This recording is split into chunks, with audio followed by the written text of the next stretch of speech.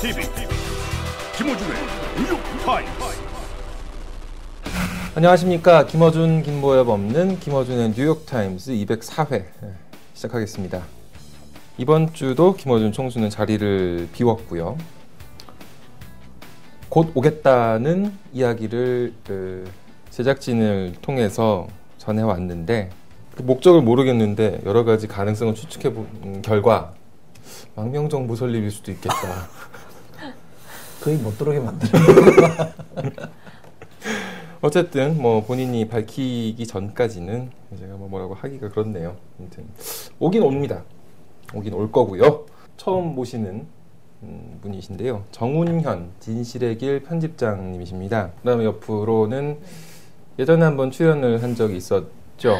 김민경 기자 모셨습니다. 안녕하세요. 그리고 이철입니다. 이철이 두문 소장님. 오늘 이제 정운현 편집장님을 모신 거는 이제 좀 역사적 관점에서 지금 시기를 한번 좀 되짚어봐야 될 것 같다. 그런 시기에서 모신 건데요. 저는 역사학도입니다. 그냥 역사에 관심을 가지고 공부도 하고 또 관련 글을 많이 써온 학도일 뿐이지 뭐 흔히 말하는 역사가도 아니고요. 역사 전문가도 아니고 그래서 그냥 일반 시청자 수준에서 얘기를 저도 나누고 또 듣고 싶습니다. 오늘 그런 얘기를 해볼까 합니다. 언론인이시죠? 뭐 사실 분류를 예, 하잖아요. 그렇습니다. 근데 이 친일 반민족행위 진상규명위원회 사무처장을 지내셨어요. 그래서 언제 셨죠, 그게? 제가 2005년 6월 15일 날 6.15군요. 그날 제가 임명돼가지고 2007년 노무현 말까지 참여정부 예, 2007년 말까지 제가 한 2년 반 거기서 일을 했죠. 여러 가지 이야기를 많이 들으셨겠습니다, 그때. 뭐 그렇죠. 세상에 흔히 알려지는 사람들도 많이 있고요. 대신 알려지는 사람 중에는 자료 같은 게 없는 사람도 있고 자료도 있는 사람도 있는데 자료 있는 사람은 있는 자료를 취합하고 자료가 없는 사람은 이제 국내외 개인이나 또는 기관 같은 데 있는 걸 찾아내고요. 그래서 그 위원회에서는 선정 작업 한 1,100명 정도 되는데요. 선정 작업도 중요하지만은 그 4년 반 활동 기간 동안에 친일 관련된 많은 자료를 한 군데 모은 것도 저는 큰 일을 했다고 생각하고요. 다만 그것이 이제 정권이 바뀌면서 뭐 이루어지지 못했습니다만은 과거사 재단 같은 걸 만들어서 그 당시 과거사 관련 위원회가 총 4개였습니다.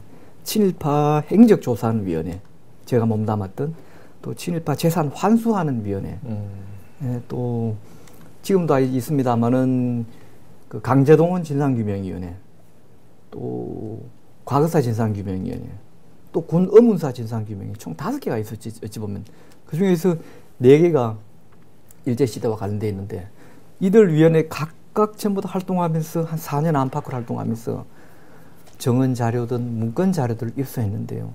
이런 것들이 지금 다 흩어져 있고 홈페이지도 벌써 다 문 닫아버렸고요. 제가 근무했던 것을 제가 들어가서 기껏해야 CD로 된 보고서하고 보고서 책자 받은 그 위에는 아주 접근이 제한적입니다. 그게 왜 그렇게 됐습니까?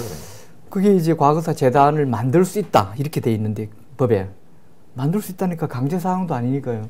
누군가 그것을 주도하지 않으면 만들 수 없는데 이명박 정권은 그 일에 관심이 없었습니다. 오히려 그런 일에 반대를 하거나 또는 마치 이승만 정권이 반민특위를 못살게 굴듯이 이명박 정권 초중기까지 활동했던 다른 위원회들은 현 정권 들어서 오히려 핍박을 받았습니다. 그러다 보니까 그런 자료들도 지금 다 산재되어 있어서 그 일에 관여했던 한 사람으로서 좀 없이 안타깝습니다. 그러니까 전 정권에서 벌어놓은 일이니까 없앤 거예요? 그런 아니면 차원이죠. 조금 더 제가 지금 궁금해서 여쭤보는데 아니면 친일이 이 보수의 정체성 중 일부이기 때문에 그거를 파헤치는 걸 막기 위해서 그런 거예요? 이미 둘 다죠. 큰 틀에서는 둘 다고요. 네. 이미 위원회가 마칠 때 조사는 이미 끝났기 때문에 뭐 더 이상 조사 작업을 방해한다거나 그러지는 못했겠습니다만은 이미 그런 것을 계속 유지 개성시키는 작업을 하지 않은 것은 후자 때문이라고 보여집니다. 그러니까 이명박 정권이 탄생된 여러 근간 중에 하나가 뉴라이트 세력 아닙니까? 그렇죠. 뉴라이트 세력이야말로 우리 이런 항일운동사나 임시정부 활동 같은 것을 폄훼하고 상대적으로 이승만 정권이나 박정희 정권에 대해서 많은 의미를 부여하고 있는 그런 정권이다 보니까 그런 우리 과거사 청산위원회의 활동들에 대해서 긍정적이거나 최소한 중립적인 평가를 하기보다는 그것은 오히려 비판하고 단절시키려는데 오히려 역점을 둔 걸로 생각이 됩니다. 그러니까 보수가 다 그렇지는 않겠지만 되게 그 역사적 맥락을 잘 아실 테니까 이렇게 추적해 보면 그 친일이라는 건 결국 보수의 뭐 정체성의 일부 아닌가요? 반공이 그렇듯이 친일도 그렇지 않나요? 우리 역사에서는 그렇죠. 그렇죠. 예, 우리나라 보수에서는 예. 좀 그런 거죠.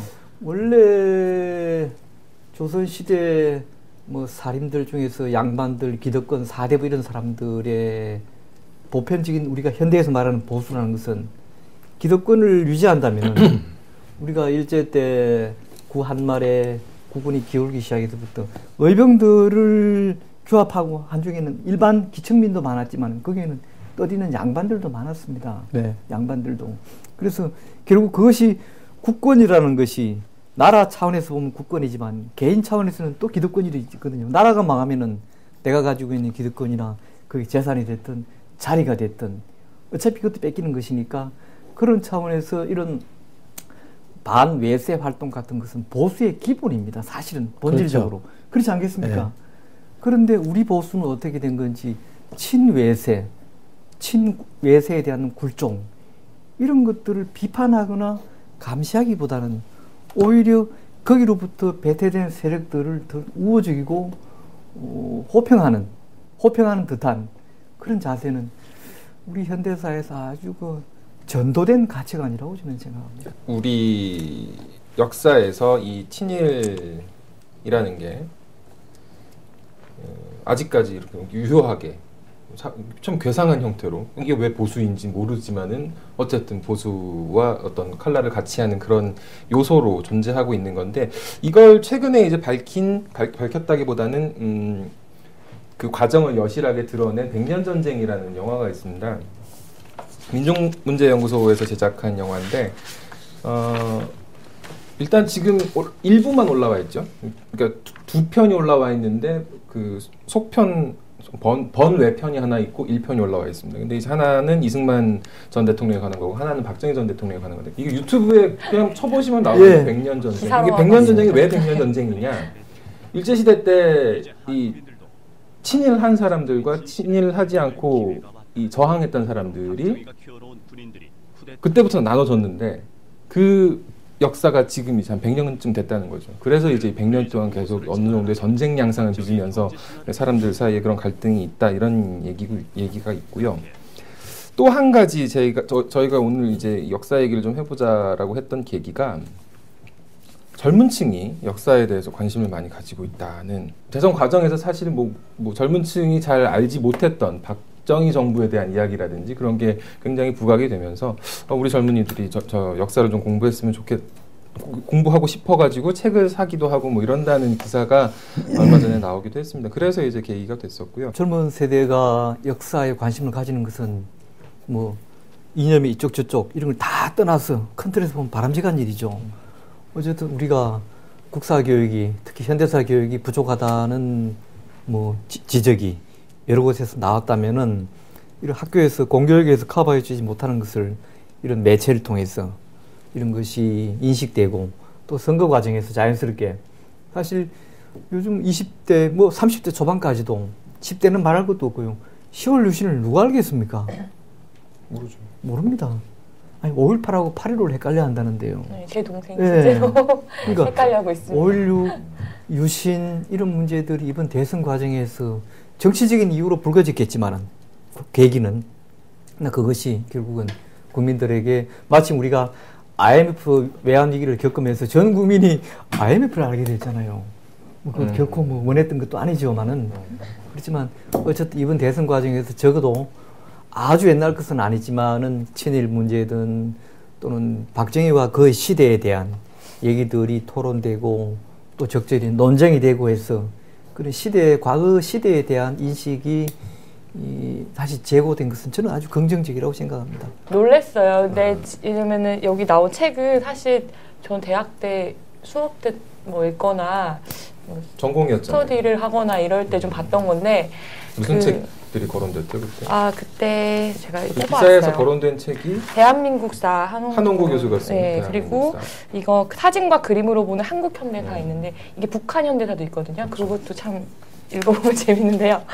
네, 그래서 저도 말씀하신 대로 어쨌든 좋은 흐름인 것 같아요. 근데 이제 좀 괴리가 있을 것 같아요. 가령 저희는 이제 그 시대를 글로 배운 시대잖아요. 근데 저희 부모님은 살아서 자기가 본 거 목격을 이제 증언해 주실 수 있는 세대시라 이게 사실 내 공부하는 거랑 부모님께 들은 게 사실 꽤 괴리가 있거든요. 그래서 아마 그런 데서도 오는 혼란이 크지 않을까 싶어요. 그 얘기도 이제 뒤에서 한번 좀 해보고 싶고요. 제가 읽은 게 기억이 정확하게 안 나는데 당시 일제 합방되고 나서 일본 정부로부터 뭐 자기를 받은 사람, 돈 받은 사람 이렇게 한 뭐 76명인가 있는데 거기에 이제 당파가 확인되는 사람을 추적해 보니까 50몇 명이가 노론이라는 거예요. 예. 당시 집권 세력이 노론인데 나라를 빼앗겼으면 그래도 최소한 독립운동이라도 해야 이게 제대로 된 근데 선배인데 그죠? 어떤 이분들은 그거 자기 받고 돈 받고 해서 사실 나라를 팔아먹은 거 아닙니까 그분들이. 그게 이제 이 노론이라는 한 400년 집권했다는 세력 아닌가요, 그죠?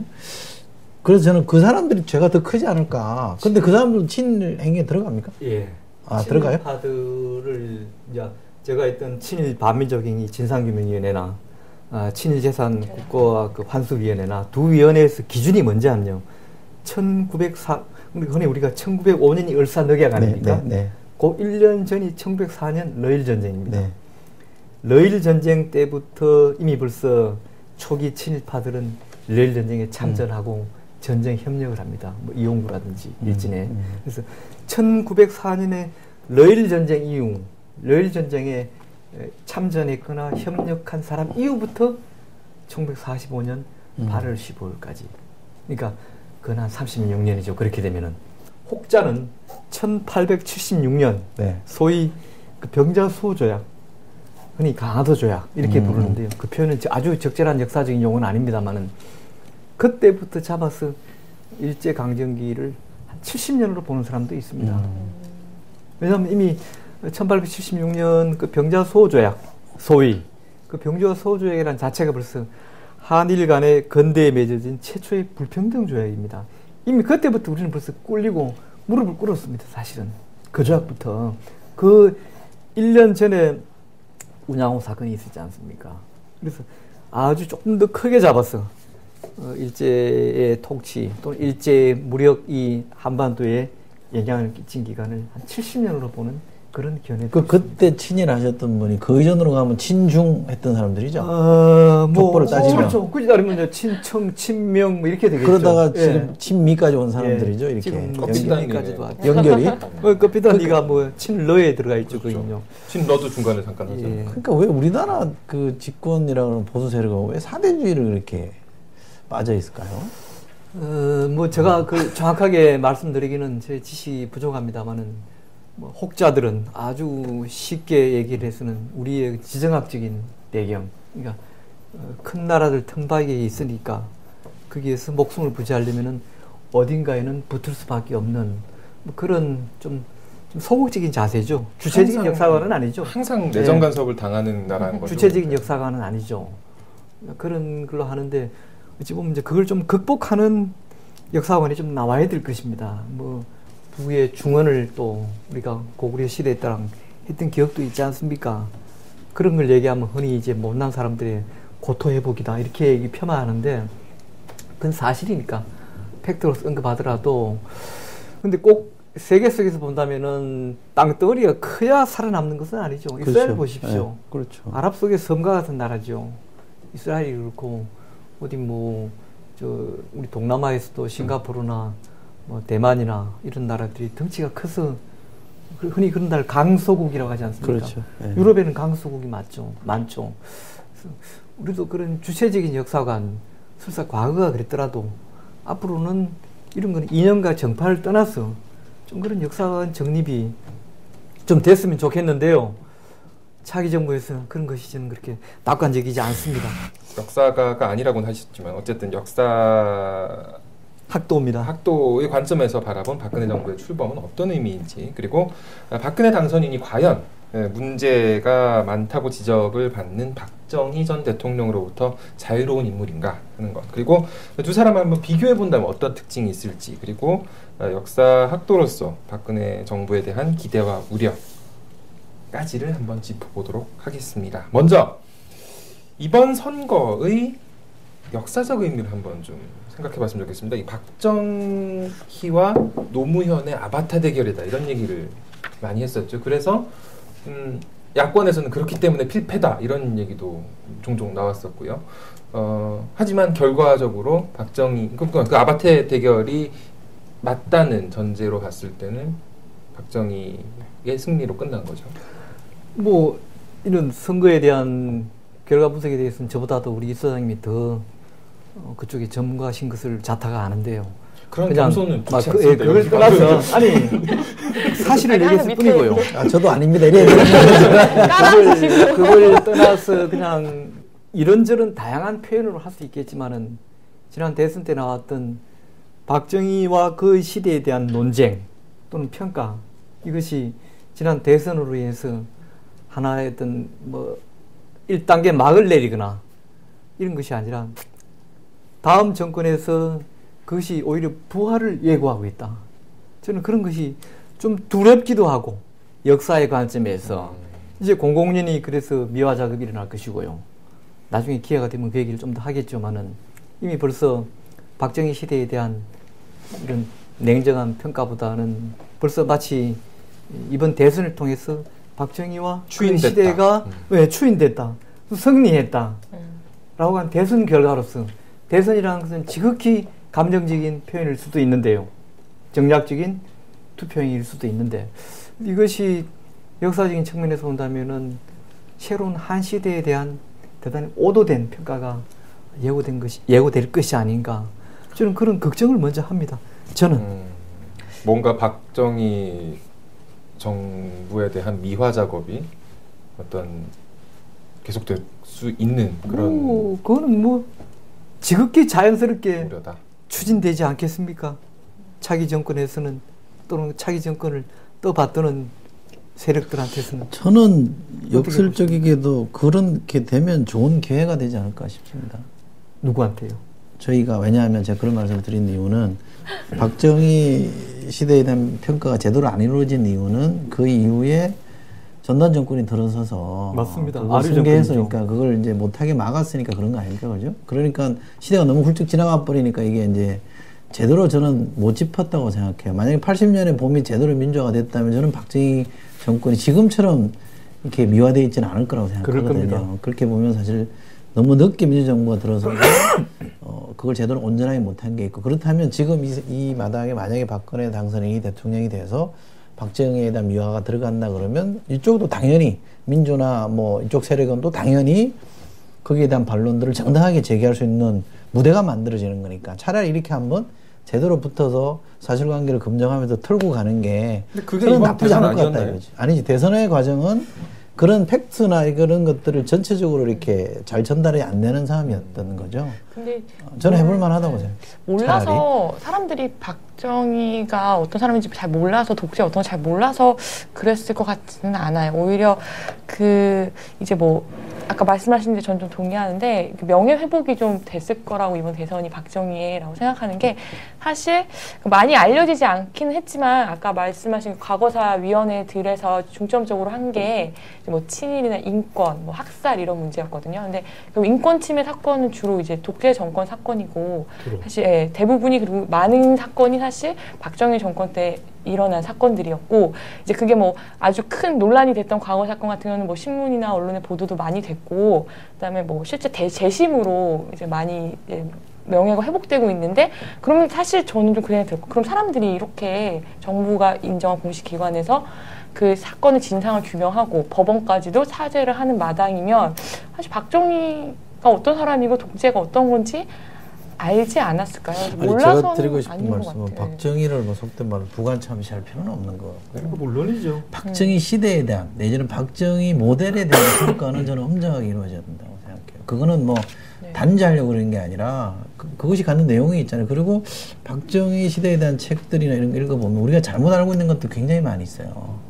그러니까 뭐 경제 발전 이런 것들이 전적으로 그것이 뭐 박정희 리더십에 의해서 이루어졌다. 백년 전쟁 아까 말씀드린 상- 영화에서 보면은 그 경제 수출 주도형 경제 발전 모델은 박정희가 주도한 게 아니었다. 그러니까 예를 들면 케네디 정부가 한 거였다. 그러니까 이렇게 공원 공대를 인정하더라도 너무 이렇게 드시어져 있는 신화나 이런 것들은 차제에 좀 이렇게 이미 좀 시간이 지났으니까 제도를 좀 정리하고 가줘야 그 아류들이 이제 안 나올 수 있다는 생각이 들어서 다만 제가 좀 걱정하는 거는 이제 박근혜 당선이나 대통령을 흠집내기 위해서 이걸 이렇게 만약에 한다 그러면 프로젝트 차원에서 한다 그러면 저는 성공하기 어렵다고 봅니다. 그러니까 굉장히 객관적으로 엄정하게 이 문제를 다뤄야 그 시대로부터 자유로운 사람들에게 이 제대로 된 관을 정립시켜 줄 수 있기 때문에 너무 정치화시켜서 이걸 풀지 않았으면 좋겠다라는 개인적인 생각이 좀 있고요. 예. 자칫 또 그렇게 가면 이게 또 저는 뜻하지 않은 방향으로 또 가거든요. 좀 식상해할 수도 있습니다. 그렇죠. 어찌 보면요. 네. 너무 정치적으로 접근한다면요. 그렇죠. 그러니까 저는 차분하게 이 문제를 좀 다뤘으면 좋겠다. 그럼 뭐 지금 이루어지고 있는 역사 교육에서는 뭐 20, 30대는 제대로 배우고 있긴 한 겁니까? 그러면? 제가 알기로는 글로 박정희를 충분히 배우고 있는. 배우고 있지 못하죠. 네. 저도 그런 점에서는 역사 교과서 분석을 저 같은 기자도 좀 해봐야 되고요. 저보다는 일선의 역사 교과서 선생님들이 주축이 되거나 또는 뭐 그와 관련된 제3의 어떤 평가 세력들이 해서 좀 객관적인 게 나왔으면 좋겠습니다만은 우리가 피상적으로 보도를 통해 듣거나 한 바로는 우선 역사가 국사가 필수가 아니고 네. 필수 또 바뀌었습니다. 바뀌었으니까. 논란이 돼서 또 예. 그런 식으로 뭐 왔다 갔다 한다든지 충분히 특히 현대사 쪽에 필요한 만큼의 충분한 정보 제공이나 올바른 평가가 제공되지 않는 것은 일단 부족한 상황이라고 저도 우리 알고 있습니다만. 이 작년에 또 역사 교과서 문제가 있을 때 또 기사를 많이 썼대요. 일단 근현대사라는 과목이 없어졌어요. 있다가 네, 교육과정 개정으로 사라지고 이게 시기별로 배우면 맨 끝에 있잖아요. 현대사가. 그러니까 보통 기말고사 끝나고 배우는 과목이다 보니 이제 아이들도 잘 안 보게 되고 선생님도 이렇게 뭐 힘들어 가르치지 않게 되고 그리고 이제 아까 말씀하신 사실 이 이명박 정부에서 그 교육과정 개정하면서 그 고등학교 국사 교육도 이제 사실 의무에 제외했다가 반발이 크니까 이제 그걸 다시 이제 바꾸기도 하고 그리고 또 뉴라이트들이 이번에는 그 교육과정 만드는데 이제 대거 참여를 해서 대거는 아니죠. 예. 일부 참여하고 또 이제 그 뉴라이트 역사학자들이 모이는 이제 현대사학회의 요구가 이제 좀 일부 수용이 되면서 그게 꽤 논란이 됐었는데요. 지금 이제 고등학교 작년에 중학교가 아마 이제 고등학교가 지금 검정 중이거나 아마 끝났을 것 같은데 막 이게 사실 이명박 정부도 뭐 특별히 자기가 뭐 역사랑 관계가 없는데도 그렇게 많이 바꿔놨기 때문에 저도 많이 우려가 돼요.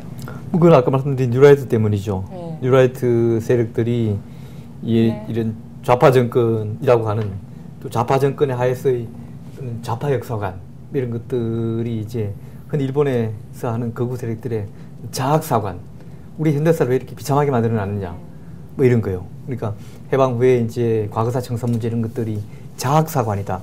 우리를 스스로 비참하게 만든다는 그런 데서 기인돼 가지고 그러다 보니까 이제 뭐 건국 대통령 이승만에 대한 과대한 평가나 미화 이런 것들이 이제 일어나고 있는 것이죠. 이제 뉴라이트 얘기가 나와서 말인데 뉴라이트 대표적인 이제 학자로 꼽히는 박효정 교수가 인수위에 들어갔죠. 정무분과의 간사인가 그렇죠 그분이. 예.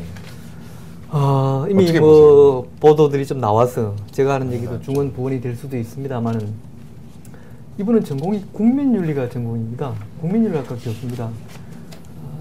그러니까 이제 한국에 있는 그 교과서 포럼 일본의 세영모라고 하는 단체도 그렇습니다만은 한국의 교과서 포럼도 묘하게 공통점 중에 하나가 역사학도들이 별로 없다는 점입니다.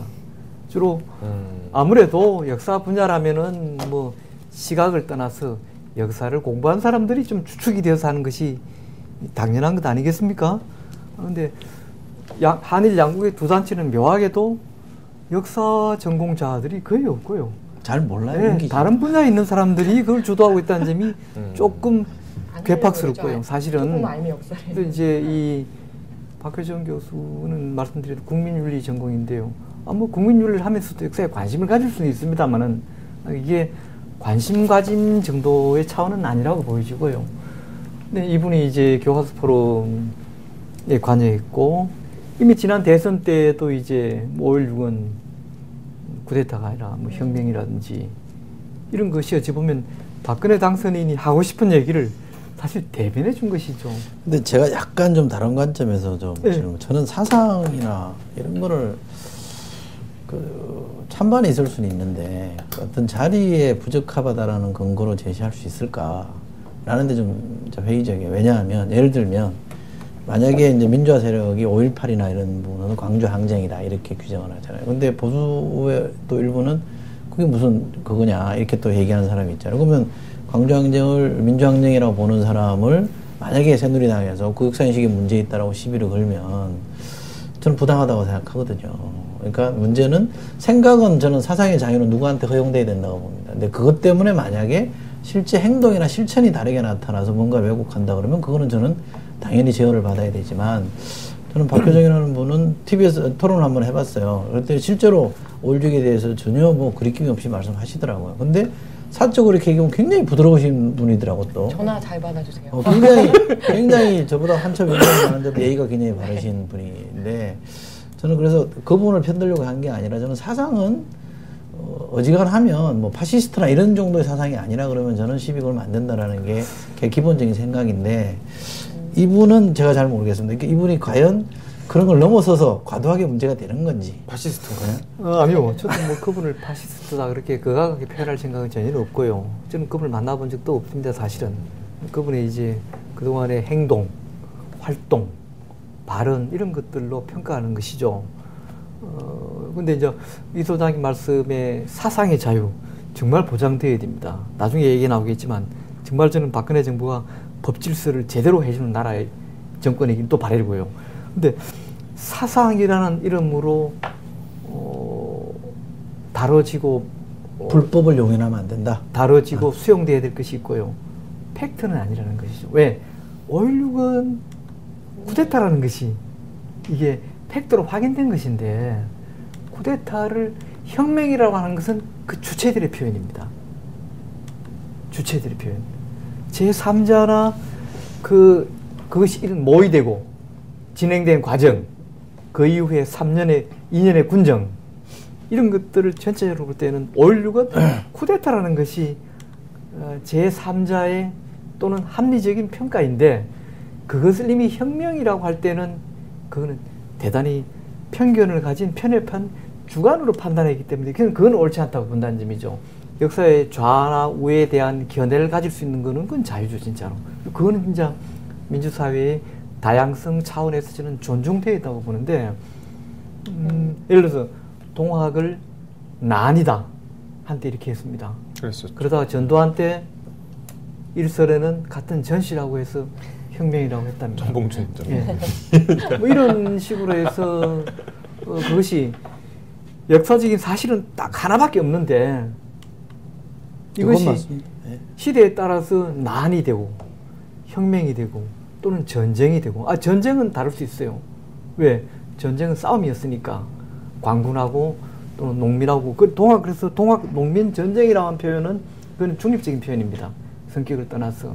근데 예를 들어서 우리가 이제 5.18, 80년 5.18 같은 경우도 보수 신문들이란 것은 폭도들의 난이라고 했잖아요. 그렇죠. 그리고 이제 보수 진영에서 그것을 그와 유사한 행태로 바라보는 것은 그 속에 빨갱이가 있었다. 북한의 사주를 받았다. 근데 그거는 법원의 대부분에서도 최종 판결을 하고 내란 음모죄 사람들이 다 무죄를 받고 했지만은 그거는 북한의 사주를 받은 이른바 좌익 불온 세력이 준동해서 이건 아니었잖아요. 그렇다면 그것은 그런 객관적인 사실을 가지고 얘기해야 되지 그런 특정 정파나 특정 이념 집단에서 빨갱이의 도발이다. 이렇게 보는 것은 마치 우리가 제주 4.3 사건을 우리가 한동안 그런 보수 사상이 만연하던 시대에는 그 빨갱이들의 준동으로 봤지만 결국 그건 아니었잖아요. 그렇죠. 그 속에 일부 극소수가 있었고 많은 무고한 제주 양민들이 희생이 되었다는 것은 역사적으로 밝혀졌고 참여정부에서 대통령이 제주도에 가서 국민 앞에 제주도민에 사과도 했습니다. 그런데 아직도 일부 세력들은 제주 4.3을 폭동이다. 그렇죠. 이렇게 한다면 그는 옳지 않은 것을 가지고 주장하고 그것을 부르짖어서 정책으로 반영한다면 그건 좀 문제가 있다는 것이죠. 사실관계를 왜곡하는 게 사상이라는 이름으로 정당화될 수 없는 거죠. 아닙니다. 그건 분명히 차이가 나야 되는 구분이 돼야 되는데 다만 제가 드리고 싶은 말씀은 친일 도전은 생각하는 거 사상으로는 단죄할 수 없다고 보고요. 사상은 아닙니다. 예를 들면 뭐 박정희에 대한 친박도 사상으로서는 잔대할 수 없고 예, 북한에 사상은- 대한 그거 박은 박정희 박이죠. 그다음에 예를 들면 친북이라고 할지라도 그 사상을 저는 처벌할 수 없다고 봅니다. 그러니까 행위는 어떻게 행위는 처벌할 예. 수 있죠. 잘못된 거니까. 그것이 잘못됐다고 실정법 위반됐다면 처벌할 수 있지만 친일 경우도 행위를 처벌하기로 한 거 아니에요? 그러니까 이쪽도 사실은 저쪽이 뭐 종북이라고 해서 막 공세 펼 때 제가 방송 나와서 디펜스하고 사상을 그렇게 단죄할 수는 없다. 사상의 자유가 헌법에 명시되어 있는데 이렇게 보면 어쨌든 뭐 박효정 교수 그 원칙은 확인하고 싶고 단지 이제 선생님 말씀처럼 사실관계를 왜곡하는 걸 사상의 이름으로 변명하려고 면피하려고 그러면 안 된다. 그럼 구분해서 봐야 된다는 건 저 전적으로 동의합니다. 그럼 예. 저 이동읍 헌재 소장 후보자 일본군 위안군 문제에 대해서 소각화해야 된다는 의견을 냈었고 친일행위와 관계없이 얻은 재산도 있을 수 있지 않냐며 일부 위헌한 의견이었습니다. 그렇죠. 친일과 관계 없을 이게 수도 불과 있는 거 아니에요? 작년의 일입니다. 10년 전 일이 아닙니다. 2011년 3월 8월에 있었던 일인데요. 이제 3월에 있었던 것이 이제 친일재산 환수와 관련돼서 일부 위헌. 그다음에 2011년 8월에 있었던 일본군 위안부 피해자들 배상 청구권에 대해서 국가가 책임이 있다. 한국 정부가 나서서 그에 대해서 돌봐줘야 된다는 것에 대해서 국가가 그런까지 해야 되느냐라고 해서 서로를 각하시켰죠. 이동업 씨를 헌재 소장으로 임명한 것 중에 하나가 박근혜 당선인이 말하는 법 질서와 관련해서 저는 큰 의미를 부여했다고 봅니다. 인수위에 보면 법 질서 사회안전분과이라고 있지 않습니까? 네. 아주 독특한 이름의 분과이라고 저는 생각이 됩니다. 되게 이렇게 붙이지 않거든요. 몇 가지 기억하고 있는 미네르바 사건이라든지 또는 노 대통령 장례식 때 서울시청 앞에서 그 차벽 사건이라든지 이런 거 할 때 전부 다 공공의 안녕 질서를 위해서 정당한 법 집행이었다. 또는 또 과도하지 않았다. 뭐 이런 요지에 즉 정당했다고 하는 합헌, 쉽게 말하면 다른 동료 헌재 재판관들이 위헌을 냈음에도 물론 이제 뭐 헌재 재판관들이 다 뭐 앵무새처럼 동일한 목소리를 내라는 것은 아니지만은 이 분이 주장했던 그런 두 가지 내용들을 본다면은 보편적인 상식에서 차벽 같은 경우에도 당시 다른 헌재 재판관들은 차벽이 명박산성 말씀하시는 거죠? 아니죠. 아니, 그때 서울광장 서울광장에서 노 그때 대통령 둘러쌌던 노제 거, 때 둘러쌌던 거. 노제 앞두고 했던 그건 과도한 과잉이었다. 우리가 일반 시민들이 봐도 광장 못 저걸 들어가겠다. 다른 일도 아니고 쉽게 말하면 장례식인데 그 보편적인 우리 국민의 정서에서 본다면은 굳이 그렇게까지 해야 될 건 없는데 그러니까 과잉이라고 할 때도 이 사람은 법의 엄정함만을 강조했단 말이죠. 그런데 이번 인수위에서 법질서 사회안전분과위를 만드는 걸 보고 저는 이거는 박근혜 당선인이 이동업 씨를 헌재 소장으로 내정한 데는 상당한 교감이 있다. 그 선생님은 이렇게 이 보인다는 인사가 것이죠. 박근혜 당선인의 인사라고 보는 거죠? 저는 많은 목소리가 반영되었다고 생각합니다. 제가 들은 바는 뭐 누구나 이렇게 설명할까? 박근혜 당선인이 당했다 MB한테 이렇게 얘기하더라고요. 왜냐하면 3명을 이제 최종으로 압축해서 박근혜 당선인한테 골라라 이렇게 했다는 거예요. 나머지 2사람도 이름이 나왔는데 다 박근혜가 싫어하는 사람이었다는 거예요. 네? 박근혜 당선인이 이동업 씨 외에 나머지 2사람을 굉장히 싫어하는 사람이었대요. 평소에. 그래서 결국 선택할 건 이동업밖에 없었다는 거예요. 근데 아마 그러다 보니까 결국 그 셋 중에 한 명을 고른 게 아니라 애시당초 이 사람으로 갈 거를 알고 이제 MB 쪽에서 현직 대통령이 그렇게 안을 줬다는 거예요. 그래서 이제 낙점을 그렇게 했다는 건데 결국 이제 이렇게 문제가 있는 사람인 줄 몰랐다. 그건 뭐 굳이 그 사람이 박근혜 당을 편들어주려고 하는 사람이 아니었기 때문에 결과적으로 두 개의 사안을 놓고 본다면은 충분히 그런 개연성을 얘기할 수 있고요. 박근혜 당선인이 선거 때 이제 그 배고프시군요. 얘기했던 100% 대한민국 국민 대통합이라는 슬로건이 있었습니다. 저는 이게 현실적으로는 지금 뭐 이루기 힘든 일 아닌가 하는 생각은 들어요. 하지만 계속 뭐 아까 말씀하셨다시피 좀 이렇게 제대로 된 역사관을 가진 그런 교육 체계가 확립이 되고 그런 교육을 통해서 계속 다음 세대가 양성이 된다면 언젠가는 이게 올 수 있는 미래가 아닐까 하는 생각도 들거든요. 박근혜 정부를 우리가 뭐라고 단정하기는 어렵겠죠. 저는 비판자적인 입장에 있는 사람인 것은 분명하지만은 그럼에도 불구하고 우리의 또한 이 시대의 5년을 책임지는 정권이라면은 잘해주기를 바랍니다. 우리가 감내할 수밖에 없다면은 잘해주길 바라고요. 그렇지만은 여러 출발에서의 정황, 출발 초기에 그다음에 또 후보 시절에서 보여준 여러 정황, 또 박근혜 씨가 그동안 자연인으로서 98년에 정계에 입문해서 그 이후에 살아온 지난 날들은 과거로만 존재하는 것이 아니라 미래의 또 하나의 그게 그 디딤돌이다 보니까 그걸 가지고 전망해 본다면은 참 저는 좀 비관적이에요. 그걸 부인할 수 없어요. 굳이 좋게 얘기하기는 저한테는 힘들어요. 다만 그러나 이 시대가 너무나 절박하고 국내 사정이든 국제적인 상황이든 그런 상황에서 지역으로, 이념으로, 계층으로 이런 찢어진 사회를 100% 대한민국이라고 하는 이런 조금 더 아이디어란 모델로 이상형으로 가기 위해서는 그 역시도 이런 시대적 과제를 인식하고 있다고 보여지고요. 노력할 것으로 저는 기대합니다.